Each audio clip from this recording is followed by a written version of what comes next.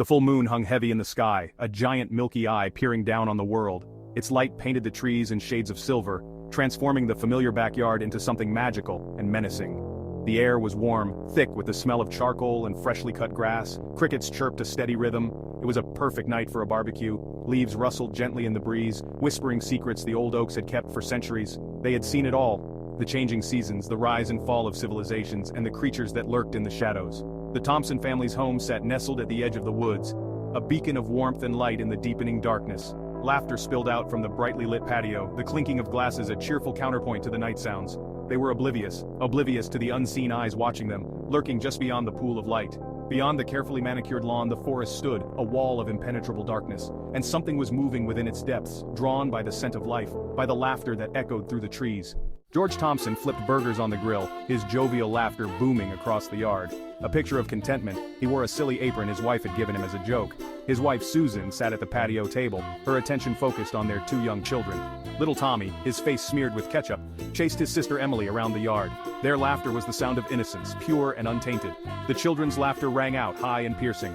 Their world was small, safe, defined by the warm glow of the porch light and the comforting aroma of their father's grilling. The normalcy of it all, the picture-perfect scene, only served to heighten the sense of dread creeping in from the edges of the night, like watching a home movie just before a power outage plunges everything into darkness. It crouched in the undergrowth, hidden from view by the dense foliage and the shadows that seemed to cling to it like a shroud. Its eyes, glowing with an unnatural light, followed the children's every move, its breath coming in ragged gasps. It was a grotesque mockery of life, a twisted amalgamation of nature's darkest nightmares. A hunger gnawed at its insides, a primal urge that transcended time and reason. It was a hunger that had driven it for centuries, a hunger that could only be sated by the warmth of living flesh. The family, so unaware of its presence, so full of life, was an irresistible feast laid out before it. Patches of rotting flesh clung to its hide, revealing glimpses of something far more sinister beneath. Its claws, long and sharp as shards of obsidian, dug into the soft earth, each twitch of its body a promise of violence to come. And tonight, it had found its prey. The wind picked up, carrying with it the scent of pine needles and damp earth.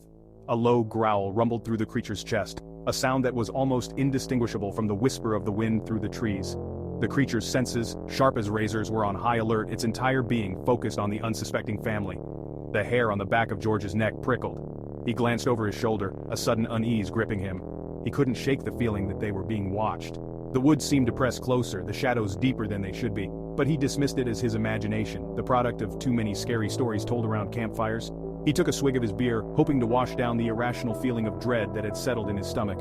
But the feeling lingered, a knot of tension tightening with each passing moment. Even the laughter of his children couldn't quite drown out the unsettling feeling that something was amiss. The delicious aroma of grilling meat wafted through the air, making the creature's mouth water.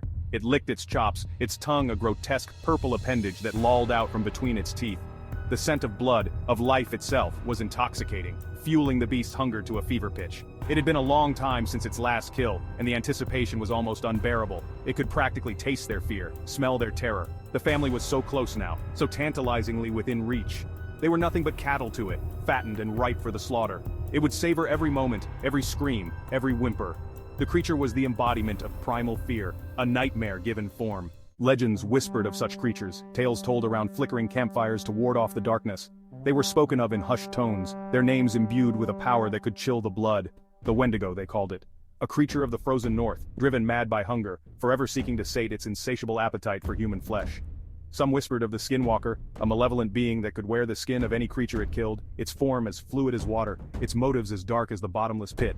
They were the stuff of nightmares, creatures that lurked at the edges of perception, always watching, always waiting. These were not mere stories, but echoes of a primal fear that ran deep in the human psyche, a fear that spoke of a darkness that lay at the heart of all things. Tonight, those legends were about to become reality. The creature moved with a speed that belied its size, its massive form gliding effortlessly through the undergrowth. It was a predator through and through, its every movement honed by centuries of hunting. It was a symphony of muscle and sinew, its power barely contained beneath its ragged hide.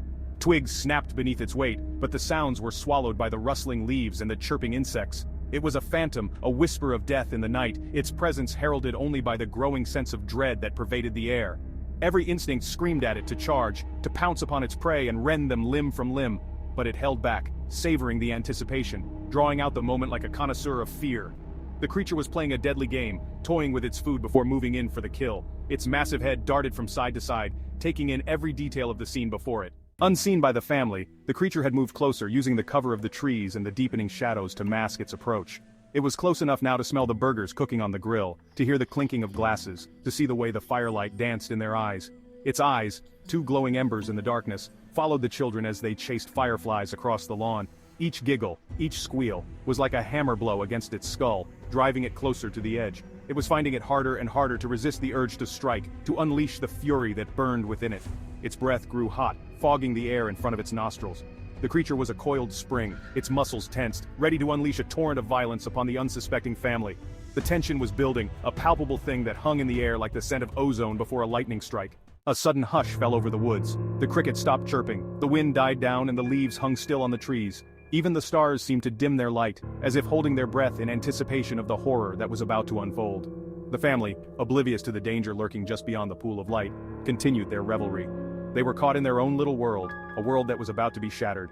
Their laughter was a fragile thing, a soap bubble about to burst in the face of the encroaching darkness. The creature paused, its massive head cocked to one side, as if listening.